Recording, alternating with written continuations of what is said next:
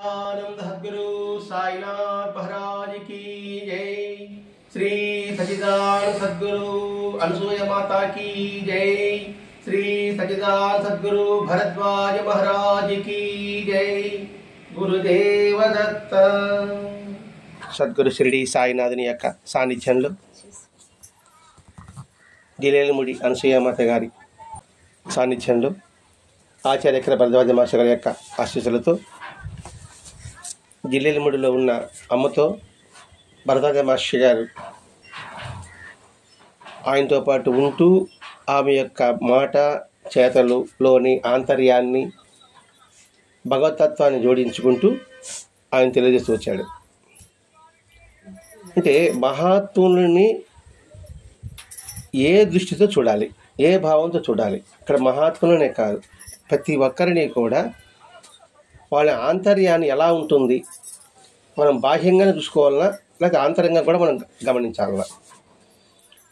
అందులో మహాత్ముల విషయంలో మనకు ఎలా అనిపిస్తుందంటే, ఇక్కడ మహాత్ముడు సాధువు అనుకుంటే ఏదో ఒక వేషాలు వేసుకునేటట్లుగా ఉంటారు.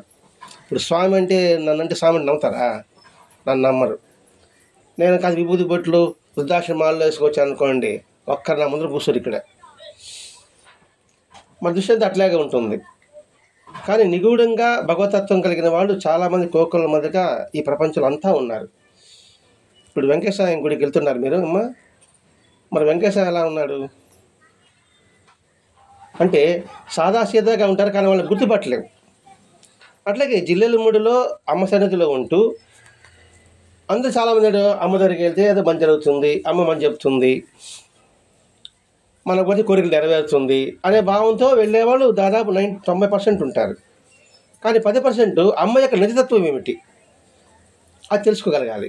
ఇక్కడ మాస్టర్ గారు అమ్మ యొక్క నిజతత్వం ఏమిటి ఆయన స్వయంగా పరిశీలించి మనకు అందించాడు. ఇక్కడ గత వారం మనం ఏమి వివరించుకున్నాము? అలంకరణ గురించి వివరించుకున్నాం. ఇప్పుడు వచ్చి రూపం, వాళ్ళ యొక్క రూపం ఎలా ఉంటుంది. మామూలుగా మన దృష్టిలో చూస్తే బాగా కట్టుబొట్టు బ్రహ్మాండంగా ఉంది అనే భావం అనుకుంటుంది. ఆ కట్టుబొట్టులో ఆంతర్యం ఏమిటి అది గమనించినామనుకోండి, స్పష్టంగా వారి యొక్క స్వరూపము వారి యొక్క నిజత్వం మనకి అవగాహన వస్తుంది. అమ్మ రూపం ఎలా ఉంటుందంటే, ఇప్పుడు జిల్లాలో కూడా అమ్మ చూస్తారు, ఆమె ఎలా ఉంది? మామూలుగా సాధారణ గృహిణి తీరుగా ఉంది. అలంకరణతో మామూలుగా బుడాకి పెట్టుకున్నది పని వేసుకోండి. మరి ఆమె యొక్క రూపం ఎలా ఉంది? చూడ్డానికి మామూలు రూపమే, పెద్దగా తెల్లగా ఎర్రగా అట్లాంటివి ఉండదు. మరి ఆ రూపం ఎలా ఉంటుంది? చాలా వింతగా ఉంటుంది. ఆమెలో మాటల్లో చెప్పడానికి వీలైన ప్రత్యేకత, ఆకర్షణ, దైవత్వము గోచరిస్తుంది. ఇంకా ఏమైనా చెప్పాలని మనకు అనిపిస్తుంది. ఎందుకంటే మహాత్ముల యొక్క ముఖ కవళికలు ఎలా ఉంటాయి, ఎందుకుంటాయంటే ఆ విధంగా నిరంతరము వారు జ్ఞాన ప్రవృత్తితో ఉంటారు కాబట్టి వారి యొక్క ముఖం దేది మనకి వెలిగిపోతుంటుంది. కొందరు ముఖాలు చూడండి, అది నల్లగా ఉండొచ్చు, తెల్లగా ఉండొచ్చు. కొందరు నల్ల ముఖాలు కూడా ఎంత కలకలగా ఉంటాయి అంటారు. అంటే ఏంటి? హృదయం ఏ విధంగా ఉంటుందో ముఖ కవళికలు కూడా అలాగే ఉంటుంది. వీళ్ళతో ఎలా ఉంటుంది? ఆకర్షణ, అంటే ఎదుటివారు తన దగ్గర కూర్చుని తన మాట వినేటట్లుగా ఉంటుంది. వాళ్ళు దైవత్వం అంటే జ్ఞానత్వం కలిగి ఉంటుంది. ఆమె పెద్దగా పొడవు ఉండేవారు కాదు. మన జిల్లాలో మనం చూసాం, ఆమె యొక్క ప్రతిరూపాన్ని చూసాం. ఇంచుమించు అలాగే ఉంటారు ఆమె. ఆ ముక్కు, ఆ గడ్డము, ఆ చూపు, ఆ పాదాలు, ఆ కన్నులు, అదేం లౌకికమైన సౌందర్యమా అంటే కాదు. ఎందుకు వివరించుకుంటున్నామంటే అమ్మ యొక్క భగవంతుడి యొక్క స్వరూపం ఎలా ఉంటుంది అనే భావాన్ని మన మనసులో ఉంచుకోవడానికి. ఆమె బాహ్యంగా లౌకిక సౌందర్యమే కాదు. లౌకిక సౌందర్యం అంటే ఎలా ఉంటుంది?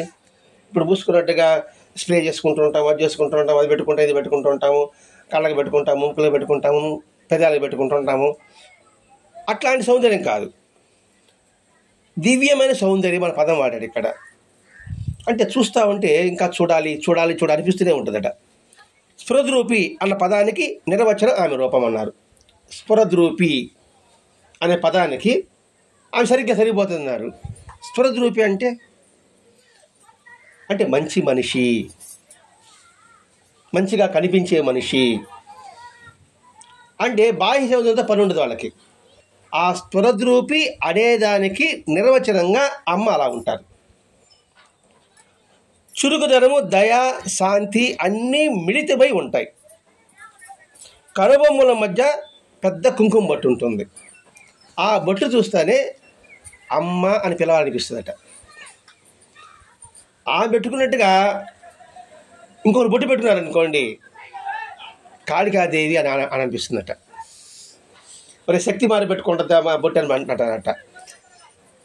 మరి ఆమె బొట్టు పెట్టుకున్నారు, మనము బొట్టు పెట్టుకుంటున్నాము, అంతా ఆ విధంగా పెట్టుకుంటున్నాము.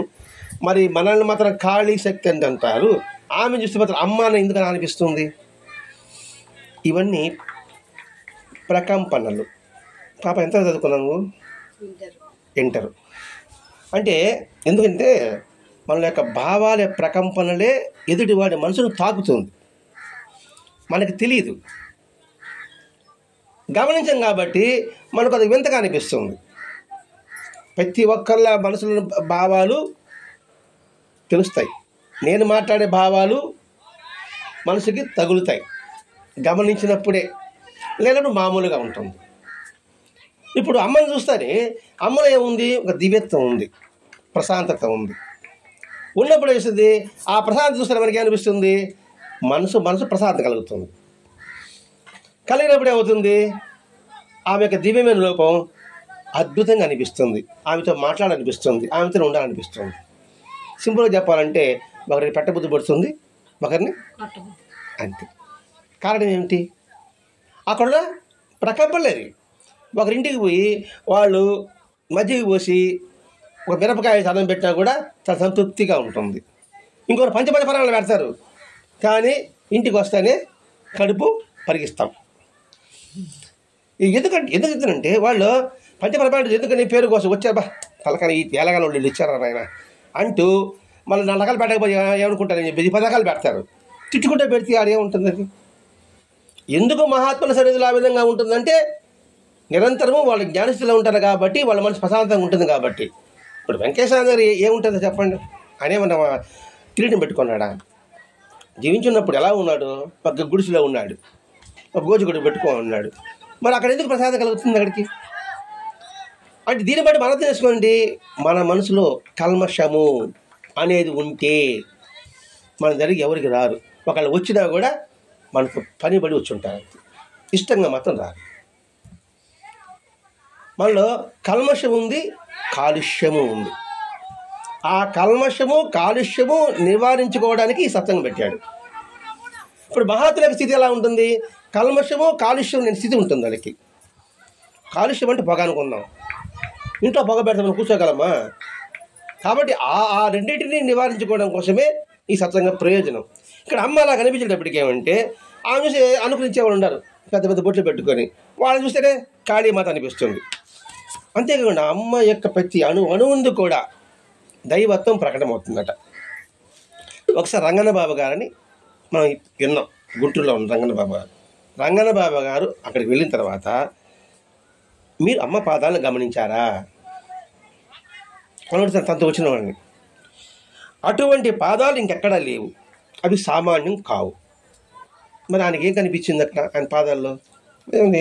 చర్మము, ఏళ్ళు, గోళ్ళు, ఇంకేముండదు ఇక్కడ. మరి ఆయనకేంటి కనిపించింది? పాదోష విశ్వాభూతాన్ని, ఈ పాదమంతా కూడా విశ్వమంతా ఆవరించి ఉంటుంది. అంటే విశ్వంలో ఏమైతే ఉందో అవన్నీ కూడా ఆమె పాదాల్లో ఆమెకు దర్శనమిచ్చింది. అంటే పాదాలే ముఖ్యము అని చెప్పడం కాబోలు ఇవన్నీ కూడా. ఇప్పుడు ఒక్కొక్కరికి ఒక చూస్తుంటాము. ఇప్పుడు ఆడ మబ్బులు కనబడుతూ ఉన్నది, ఆ మబ్బుల్లో ఎర్ర సూర్యుడు కనబడుతూ ఉంది. మరి ఆ మబ్బులో ఒక్కొక్కరికి ఏమనిపిస్తుంది? పైన మబ్బు కనబడుతుంది కదా, అక్కడ కనబడుతుంది చూడండి, ఎర్రటి సూర్యకిరణాలు దాని మీద కనబడుతూ ఉంది, ఎర్రగా ఉంది. అది ఎరుపా తెలుపా? ఇలా బాగా పరిచయం అనుకోండి, ఒక్కొక్కరికి అదొక జంతువు మీద కనబడుతూ ఉంది. ఒకరికేమో ఆ మబ్బు మీద పైన చిన్న తోక మార కూర్చున్నాడే, ఎవడొక కృష్ణుడు కూర్చున్నట్టుగా, లేదా ఎవడు కూర్చు సవారు చేస్తుంటే కనిపిస్తూ ఉంది. ఏం పాప చూడలేదు పై మబ్బును? అంటే ఏంటి, వాడి మనస్సాక్షిని బట్టి అలా కనిపిస్తుంది. అంటే శుద్ధమైన మనసు ఉన్నప్పుడు అది మంచి వస్తువు కనబడుతుంది, శుద్ధమైన మనసు లేనప్పుడు అది చెడ్డ వస్తువు కనబడుతుంది. ఇప్పుడు పాదాలు ఆయనకేం కనబడింది? దివ్యత్వం కనబడింది. కాబట్టి ఇక్కడ చూసే దృష్టిని సరి చేసుకోండి. ఆ తర్వాత అమ్మ అంటుంటారు, ఆయనకి కొంచెం ఆవిడ కొంచెం పట్టబంధంగా ఉంటుంది కదా, ఇలా నిమురుకుంటూ అంటూ నేను ఎప్పుడు నిండు చూడాలని, నేను ఎప్పుడు బాలింతనే. ఏమర్థమవుతుంది మనకి? నిండు చూడాలనే, నేను ఎప్పుడు బాలింతనే. నిండు చూడాలంటే లోపల అండపిండ బ్రహ్మాండాలంతా కూడా తనలో ఇమడబడి ఉంది. నేను బాలింతనే అంటే ఏమిటి? అండపిండ అండంలోంచి పిండం వచ్చింది బయట. పిండం అంటే మనం సకల జీవ ప్రాణికోడ్డు కూడా. కాబట్టి ఆ పిండం చూసుకోవాల్సిన బాధ్యత అమ్మకుంది. కాబట్టి నేను బాలింతనే అన్నారు అని చెబుతూ, ఇటుపక్క ఉండేవాళ్ళంతా కూడా ప్రేమ కుమారులు అంట, ఇటుపక్క ఉండేవాళ్ళంతా వాత్సల్యులు అంట. ఇటుపడి తీశారు ఆమె. ఒక పక్కేమో ప్రేమ కుమారులు, ఇంకొక ప్రేమ వాత్సల్యులు. అంటే అమ్మ యొక్క స్థితి ఏంటి? ప్రతి ఒక్కరిని కూడా తన యొక్క సంతానం. ఇదే చెప్పారు పెద్దలు, చెప్పారు మనమందరం వసుదైక కుటుంబము, మనమందరం భగవంతుని బిడ్డలము అనే భావన చెప్పడం వేరే, కానీ భావం ఉండాలి కదా. ఇప్పుడు నేను అమ్మని మీరు బిడ్డలు అంటేనే బిడ్డల అనుభూతి మీకు వస్తుందా? రాదు. నాలో ప్యూరిటీ ఉండాలి. ఉన్నప్పుడు మీకు అందరు ఆ ప్రకంపన తగులుతుంది. లేకపోతే ఏదో వాగాడు అని భావన ఉంటుంది. దీనికి ఉదాహరణ స్వామి వివేకానంద. తెలుసు మా పాప స్వామి వివేకానంద మీకు? చికాగో అని ఉపన్యాసానికి వెళ్ళాడు కదా. వెళ్ళినప్పుడు ఆయన అందరూ ఏం చెప్పారు? లేడీస్ అండ్ జెంట్మెన్ అని మాట్లాడారు. నా పాప ఎప్పుడైనా మాట ఉపన్యాసాల్లో వెళ్ళలేదా? ఆయన ఉపన్యాసానికి వెళ్ళినప్పుడు మన హిందూ ధర్మం చెప్పినప్పుడు అందరూ సర్వమత సామరస్యం సభలు జరిగాయి. అంటే అన్ని మతాలు సభలు అక్కడ జరిగాయి. అన్ని దేశాల నుంచి పోయారు, మన దేశం నుంచి వివేకానంద పోయారు. ఈయన వేషం ఎలా ఉంటుంది? వివేకానంద వేషం తెలుసు కదా, గుడ్డ కట్టుకొని ఉంటాడు, అందరూ సూటు బూట్ వేసుకొని ఉంటారు. అందుకే లాస్ట్ ఛాన్స్ ఇచ్చారన్నమాట. సరే మాట్లాడండి. అందరూ అన్నారు లేడీస్ అండ్ జెంటిల్మెన్ అన్నారు. అది మామూలుగా అంటారు కదా. ఆయనే ఉన్నాడు, పోయి చెప్తారా అమెరికన్ సోదరీమణులారు అన్నారు. ఈ పదం వింతుంది. ఈ పదంలా మామూలు పదమే కదా. అందరూ 5 నిమిషాలు క్లాప్స్ కొట్టారు. ఏమిటి అర్థం? 5 క్లాప్స్ కొట్టారు. ఏమైంది? సోదరీమణులారు, అమెరికన్ సోదరీమణులారు. మిగతా అమెరికన్ లేడీస్ అండ్ జెంట్స్ అన్నారు. వీడికి ఇచ్చింది 10 నిమిషాలే టైము, కానీ 5 నిమిషాలు చప్పట్లు కొట్టారు. ఎందుకు చెప్తున్నానంటే ఆయనలో ఆ పదం పలకడంలో అటువంటి భావం కనబడింది. ఆ భావం వాళ్ళ మనసును తాకింది. తాకేటప్పటికీ ఆ వివేకానందుడు తమ తోబుట్టులా కనిపించాడు. తమ తోబుట్టు ఎప్పుడో రాక వస్తే ఆడ స్టేజ్కి మాట్లాడుతూ ఉంటే మనవాడైతే బాగా తప్పట కొడతాం, మనవాడు కాకపోతే చేతులు ఆడేసుకుంటాం. అంటే మనవాడనే భావం వాళ్ళు ఎప్పుడు చూడలేదు వివేకానందని. మరి ఆ మాటకి ఏం కలిగిందంటే అది కల్మషం లేనిది, కాలుష్యం లేని మనసు. అటువంటి మనసుని వారి ద్వారా మనం లభింప చేసుకోగలగాలి, వారి యొక్క చర్య ద్వారా లేదా జీవిత విధానం ద్వారాను. ఇక్కడ ప్రేమ కుమారులు వాత్సల్యులు అనేటప్పటికీ ఒక ఆయన అన్నాడు బ్రహ్మాండ భాండోదరి ఆమె. బ్రహ్మాండ భాండోదరి ఆమె. బ్రహ్మాండమే భాండం అంటే లోపల ధరించినామి, అంటే సకల భువనాలు ఆమె ధరించినామి. ఇప్పుడు కృష్ణ భగవానుడు విశ్రమించినప్పుడు ఆ చెట్లు పొట్లు కొండలు కోళ్ళు అన్నీ ఆయనలో ఉన్నట్టు కనిపిస్తుంది కదా. అట్లాగే ఈ అమ్మలో కూడా మొత్తం విశ్వమంతా కూడా తన యొక్క సంతానంగా, తన యొక్క సృష్టిగా, తనే స్థితిగా, తనే లేగా ఆమె భావించబడింది. ఎందుకంటే అమ్మ రూపం మనోహరం. మనోహరం అంటే ఆమె యొక్క రూపం మనస్సునే హరింపు చేస్తుంది. అంటే నాకు మనసు అనేది లేకుండా చేస్తుంది. మనసు అనేది ఎప్పుడు లేకుండా చేస్తున్నప్పుడు వాడేమవుతాడు? మమేకం అవుతాడు. అంతా ఒకటే అనే భావన వస్తుంది. ఆమె యొక్క రూపం అలా ఉంటుంది. ఇప్పుడు షిరిడి సాయిబాబా జరిగినప్పుడు సగుణమేర నాయకు బాబా చదివాము ఎప్పుడైనా పాప? ఏ పుస్తకం చదవా? సరే. సగుడు వేరే నాయకు కన్యార్పు చూస్తున్నాడు. ఎందుకు అనిపించింది దానికి? ఏముంది బాబాల మోకం? ఇక తలబాగా కట్టుకొని ఉన్నాడు. మరి రమణ మనుషులు ఏముంది? ఒక గోసి గుండు. ఎందుకు ఆ చుట్టూ పరిగిస్తూ ఉన్నారు? ఆయన అటువంటి వంట పనులు తోటపడి చూసుకుంటూ కూర్చున్నాడు. ఆయన స్వామివారికి అనమాట రమణ మనిషి అయితే. మరీ విచిత్రంగా ఉంటుంది మనకి. ఏడకు వచ్చి వంట పనులు తోటపడి చూసుకుంటూ కూర్చుంటుంటాడు. మరి ఆయన ఏమని కనిపించింది అక్కడ? నేనే సతంగా చెప్పుకున్నాం. ఒక మామిడి చెట్టును కొడతా ఉంటే ఆకులు రాలుతా ఉంటే దాన్ని కొట్టబాకండ్రా, మీ కాయలు కొనుక్కు తీసుకోండి, ఆకులు కొట్టడము నా ఒళ్ళంతా హోనమైంది అన్నాడు ఆయన.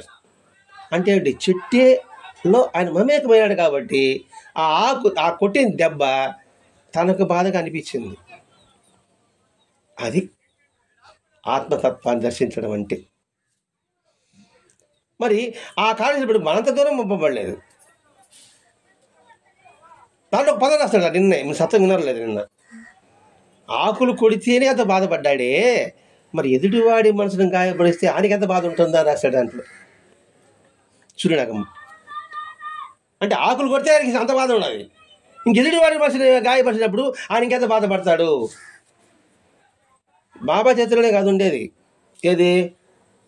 నాకు జుగుప్సు కలుగుతుంది, చచ్చిపోయేవాడు కూడా ఈరోజు సంపడానికి పూనుకుంటున్నాడు, నేను అందరూ సమానంగా చూస్తాను, కొంత దొంగలు అవుతారు, నేను బాబా చేతి అనుకున్నాను కాదు, రామకృష్ణ పరమహంస చెప్పున్నాడు అన్నమాట. ఇప్పుడు రమణ మహర్షి చెప్పున్నాడు. అంటే ఇది ఒకరు చెప్పేది కాదు, ప్రతి ఒక్కరిలో కూడా ఆ తత్వం నింపాలని. ఎందుకంటే మొట్టమొదట మనిషిగా జీవించాలి, జీవించి మానవత్వం కలిగి ఉండాలి. ఆ తర్వాత మిగతా ఇవన్నీ కూడా. అదే వెంకటేశ్వర చరిత్ర. ఎన్నో జన్మలు పుణ్యం చేసుకుంటే తప్ప మనిషి జన్మ రాదు. మనిషి జన్మ వచ్చిన తర్వాత ఎంతో ఈ మనిషిని సత్కారాలు చేసుకుంటుంటే మంచి బుద్ధి కలుగుతుందట. అది ఎన్ని జన్మలకు. అలా బుద్ధితో ఉండి ధర్మంగా కొన్ని జన్మలైన తర్వాత బుద్ధి మన ధర్మం రావాలి. ఆ ధర్మం కూడా ఎలా ఉండాలి? మళ్ళా ఆ ధర్మాన్ని 4 పదాల్లో నడిచేట్టుగా ఉండాలి వాడు. అలా కొన్ని జన్మలు గడిచిన తర్వాత భక్తుడు అవుతాడట. ఇప్పుడు నేను భక్తుడు అనుకుంటాను. నేను ఇప్పుడు మన ధర్మం ఉందా, బుద్ధి ఉందా, నేను మనిషిగా మానవత్వం ఉందా అనేసి నిన్ను ఆలోచించుకోవాలి ఇప్పుడు నేను. అలా భక్తుడే కొన్ని జన్మలైన తర్వాత మహాత్ముడు తారసిల్తాడట. తారసిని మహాత్ముడు గుర్తించి ఆయన సేవ చేసిన తర్వాత ఒక్కసారి అట కన్ను తెరిచి చూస్తాడట. వీడు ఎంత మాత్రం ఉన్నాడని సంగతి, విరవేగతానాడా లేకపోతే వినయంగా ఉన్నాడని సంగతి. అలా చూసిన తర్వాత తన దగ్గర తర్వాత ఒక ఏదో తాడు వల్ల తొక్కతాయితే బొమ్మలాట కనబడుతుందట. అంటే ఈ ప్రపంచం అంతా నశ్వరముదా అని చూపించి ఆ తర్వాత అనుగ్రహిస్తాడట. ఇప్పుడు ఏడుండమో నాకే అర్థం కావడం, నాకు గమనం చెప్పేసినా ఇవన్నీ కూడా. కానీ మనిషిగా మాత్రం కంటి కనబడతాడు కాబట్టి ఇంకా మానవత్వంలో చూసుకోవాల్సిందే. ఇంకా బుద్ధిస్థాయిలో ఉందో తెలియదు, కాసేపు ఉంటే కాసేపు పోతా ఉండాలి. ఇంత తతంగా ఉంది. ఎందుకు ఈ రూపం వివరించుకుంటున్నామంటే మహాత్పురుషులు ఎలా ఉంటుందో ఆలోచించండి. ఇక్కడ అయిన తర్వాత ఆమె యొక్క శరీరం, ఎందుకు ఈ శరీరాన్ని ఇవన్నీ వర్ణిస్తున్నారు? ఇప్పుడు అమరు ఎందుకు వర్ణించుకోవడం అంటే మన శరీరం కూడా ఉంది, మన శరీరంలో కూడా చూసుకుంటున్నాం. మృదువుగా ఉంది, అమ్మ కాళ్ళు ఎలా ఉంది, అమ్మ చేతులు ఎలా ఉంది, ఆ భావం ఎలా ఉంది, ఆమెలో హృదయస్పందన ఎలా ఉంది, శాంతి ఎలా ఉంది. మనము ఆ విధంగా ఉండడానికి ప్రయత్నం చేయి. ఆమె ఒళ్ళు ఎంత మృదువుగా ఉందంటే చిన్న బిడ్డ పుడితే చర్మం ఎలా ఉంటుందో అంతగా ఉంటుందట. ఉఫ్ఫను ఊరితే కూడా సొట్టపడుతుందట, అంత మృదువుగా ఉంటుందట. ఇక్కడ మనం బాహ్యంగానే చూసాం, ఆయన మనసు కూడా అంతగా ఉంటుందని మనం ఇక్కడ భావించాలి. చిన్నపిల్లల మనసు లాగా ఉంటుంది అని భావించాలి. ఇక్కడ ఆ భావమే వ్యక్తి రూపం ధరించింది. ఏ భావం? శాంతి, కరుణ, దయ, ప్రేమ, వాత్సల్యము. ఈ ఒక్కొక్క పార్టీవి, ఈ ఒక్కొక్క పార్టీ ఒక బూసలో పోస్తే ఎలా ఉంటుందో ఆ విధంగా రూపం ఉంది. ఆమె నవ్వుతూ చిన్నపిల్లకి అల్లరి చేస్తూ మారం చేస్తూ అలా చూస్తూ ఉంటే మనసు చెదరకుండా, కాలం తెలియకుండా అలాగే మనసు నిలబడిపోతుందట. అంటే ఆమె ఎంత తన్మయత్వం చెంది ఉండాలి, ఆ ప్రకంపన మనం ఎంతగా తాకి ఉండాలి. ఇవన్నీ ఎందుకంటే ప్రతి ఒక్క మనిషిలో కూడా భావాలు ఎదుటి వ్యక్తిని తాకుతుంది అనుకున్నప్పుడు ఈ భావ యొక్క స్ఫురణ ఏ విధంగా మనం ఉంచుకోవాలని చెప్పడానికి మీ ఉద్దేశం అండి. ఇక్కడ ఆమె సాదాసీదాగా ఉంది, మరి ఎందుకు ఇంతగా వర్ణన చేస్తున్నాడు మాస్టర్ గారు? మాస్టర్ గారు దగ్గర కూర్చున్నాడు, ఎందుకు ఇంతగా వర్ణన చేస్తున్నాడు ఇక్కడ? ఒక్కోసారి ఆమె కొంచెం కోపంగా మాట్లాడితే ఎలా ఉంటుందంటే ఇంకా ఆమె తిరిగి మాట్లాడే దగ్గరికి వెళ్ళాలని భయపడ, తిరిగి ఆమె మాట్లాడేంతరికి వీళ్ళు కాసుకునే ఉంటారట. ఒక్కోసారి ఆమె మాట్లాడినటువంటి గొంతు పిసినట్టుగా ఉంటాయట. అంటే పొరపాటు చేసేయాలి చేయాలా, ముట్టికెళ్ళాలి కదా, అలా గొంతు పిసిని ఉంటారట. ఇప్పుడు ప్రసన్నంగా ఉంటారా అన్నప్పుడు ఒకవేళ ఉంటే అలా చూస్తూ ఉంటే ఇంక కదలాలని కూడా అనిపించదట. ఆమె లాలగా ఒక్కసారి పిలిచిన ఆమె మన తల నిమిరిన ఎంత వృద్ధులైనా ఆమె ఒళ్ళో బిడ్డలాగా ఉండాలని అనిపిస్తుందట. ఇది పలకరింపుకి తల నిమిరితేనే. ఈ సాదాసీదానే పలకరింపు ఉంది, తల నిమిరం మామూలుగా అనుకుంటాం. ఎందుకు ఇంత వర్ణన అంటే ఆమెలోని ప్రతి ఒక్క అణువు కణము కూడా ప్రేమతో తత్వం నిండి ఉంటుంది. మనలో కూడా ప్రేమ ఉంది మనకి ఇష్టమైన వారి మీద, ఆ తర్వాత ఉండదు. ఆ ఇష్టము లేదు, ఆ ఇష్టము లేదు, అందరి పట్ల ఒకే తత్వం కలిగి ఉంది. అందుకని తలనిమిరినా మాట్లాడినా పరవశం చెందుతుండేవారు వాళ్ళు. ఆ రూపంలో మరో విశేషం ఏంటంటే ఇది కేవలం మన మనసులో మార్పేరని పరీక్షించుకోవడానికి. అంటే ఒక్కొక్క క్షణం ఒక్కొక్క విధంగా కనిపిస్తుందట ఆమె. సరే నాకు పొరపాటు ఏమని చెప్పేసి ఫోటో తీసుకున్నాను. ఇప్పుడు ఈ ఫోటో తీశారు, మళ్ళీ ఫోటో తీశారు. ఒక్క నిమిషానికి ముఖం వెంట మారిపోతుంది, కానీ వేరుగా ఉంటుందట ఒక క్షణానికి. 2 స్నాపులు తీస్తాం అనుకోండి, స్టడీగా మనం పాస్పోర్ట్ తీసుకుంటాం కదా, చెప్పడానికి ఏదో మార్పు కనపడుతుందట. అంటే నా మనసులో మార్పు కాదు, ఆమె సహజంగా అటు ఉంటుందట. ఇలా ప్రతి ఒక్క రూపం కూడా అన్ని రూపాలు నావే అన్నట్టు కనిపిస్తుందట. ఇక నామకరణం చేసుకుంటారు, అంత దగ్గర అన్నప్రాసం చేసుకుంటారు. ఆ పసిపిల్లలు ఎలా ఉంటారంటే ఆమెను వదిలి వెళ్ళరట. ఇప్పుడు అమ్మ దగ్గర నుంచి వచ్చారు, అందరికీ నామకరణం పెట్టారు, అయితే వదిలి ఏడుస్తారు కొత్త వాళ్ళ దగ్గరికి ఏడుస్తారు కదా. ఏవో పిల్లలు ఏడవరట, తిరిగి అమ్మ దగ్గర పోరాట. ఏం కనిపిస్తుంది అక్కడ అంటే దీని మనం వచ్చకండి, మనలో భావాలు ఉంచుకుంటే 10 మందికి మన దగ్గర ఉంటే ఒక ఓదార్పు కలుగుతుంది, ఒక శాంతి కలుగుతుంది అనే స్థితికి మనం పొందవాలే. మల్లెపూలు ఉంది, ఎండాకాలం ఒక్క బస్తా ఉంది. ఆ మళ్ళీ 10 గంటలు కూర్చున్నాం అనుకోండి, ఎట్లా ఉంటుందా? అద్భుతమైన వాసన, సువాసన. ఏ ఇంద్రజాలకుడు పెట్టాడు దాంట్లో వాసన? షెడ్డు చెల్లాడా? అది మొగ్గగా ఉంటే వికసిస్తానే అద్భుతమైన ఆనందం ఉండేది కాసేపే. మరి ఆ మల్లెపూ మనకేం చెప్తుంది? అమ్మ గురించి నేను చెప్పుకుంటున్నాను సోది. ఆడ మల్లెపూలు దండేసి ఉండాలి. ఆడ తన దగ్గరకు వచ్చిన ప్రతి ఒక్కరికి కూడా ఆనందాన్ని పంచుతుంది. అది ఉండేది కాసేపు అయినా సరే ఎదుటి వాడిని తృప్తిపరిచి వాడిపోతూ ఉంది. మన జీవితం అలా ఉండాలి. అమ్మ జీవితం అది